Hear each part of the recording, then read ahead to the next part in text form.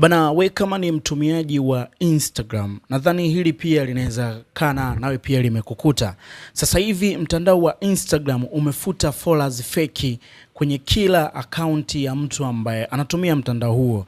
Mastaa wengi duniani wamepunguziwa wafuasi zaidi ya mamilioni. Sasa mimi leo hapa nakutajia of course list ya mastaa wa Tanzania ambao walikuwa na followers wengi sana na followers wao wameshuka kwa hii process ya Instagram kuweza kupunguza akaunti fake za Instagram. Na hapa Bongo bwana, kuna baadhi ya wasanii pia imewakuta, au sio? Na kuna baadhi ya watu maarufu na wasanii pia imewakuta. Na tukianza na Diamond Platinum, awali alikuwa na followers milioni 19.1, lakini baada ya fagio kupita sasa hivi ana followers milioni 18.7. Huku Harmonize pia alikuwa na followers milioni 11.5, na sasa hivi Harmonize ana followers milioni 11.3. Hii baada tu ya fagio kupita.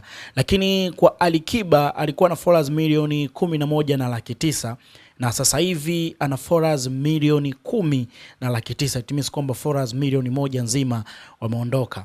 Huku Millard Ayo ambaye pia alikuwa anakimbiza alikuwa na followers milioni 15.9, huku sasa hivi akiwa na followers milioni 15.6.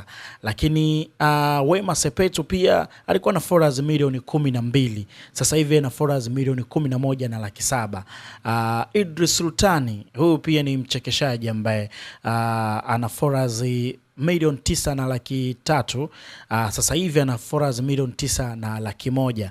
Lakini pia Hamisa Mobeto ambaye alikuwa na followers milioni 12.5, sasa hivi ana followers milioni 12.3. Sasa hawa ni baadhi ya wasanii ambao wameweza kupitiwa na hili fagio la Instagram kutoa akaunti feki. Tumeona ni kwa namna gani hii process imekuwa, na wanasema kwamba siku ya leo bado fagio linaendelea kufagia kinoma noma. So kuwa tayari na usione kama ni mabadiliko, bali kuna vitu Instagram wataka kuviweka sawa ili mambo mengine yakae sawa. Wewe vipi kwenye upande wako? Ni followers wangapi wamedondoka?